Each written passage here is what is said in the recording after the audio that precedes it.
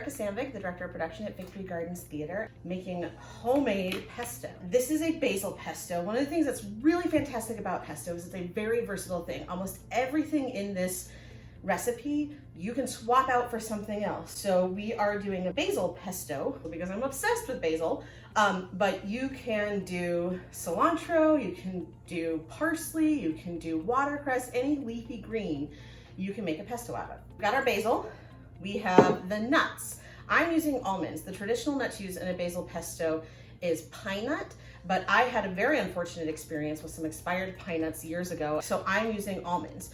You could also use walnuts or pistachio or any hard oily nut. Garlic is the one thing that I don't know what else to use. There's nothing like garlic. You could probably use shallots if you wanted, but they have a lot of water in them. The next component that's in every pesto is cheese. Traditional is Parmesan. I also really love using Asiago cheese. I think it's a slightly stronger flavor from Parmesan. You can use shredded or grated. I'm using grated today. A couple other ingredients that I will be using in this one is mint. And whenever making any recipe that is heavily dependent on a single ingredient, I like to have some variety in that ingredient. I think it adds a more robust, more well-rounded flavor. And the last thing I'm going to add is a little bit of lemon zest just to brighten up the flavor. Maybe the most important component, second only to the leafy green, to a pesto is the olive oil. If you've made a pesto before, you know that at the end you do this lovely slow drizzle. So we will see that. And also we will have some salt and pepper because you always need salt and pepper.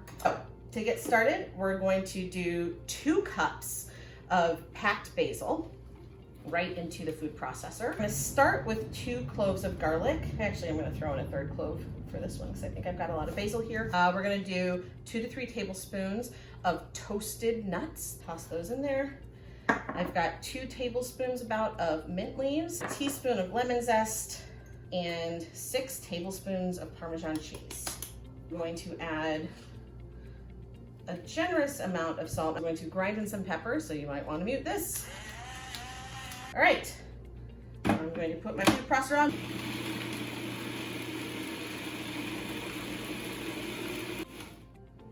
All right, now you can see that everything has now kind of started to blend in really nicely and really well together. All right, now we're going to add some olive oil.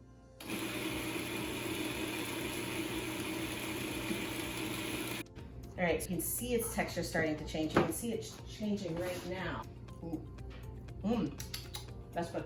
All right, so after sampling my pesto, I realized not only do I need a little bit more of the olive oil in here because it's a little drier than I want, I also want it to be a little brighter. So I'm going to add a little bit of lemon juice.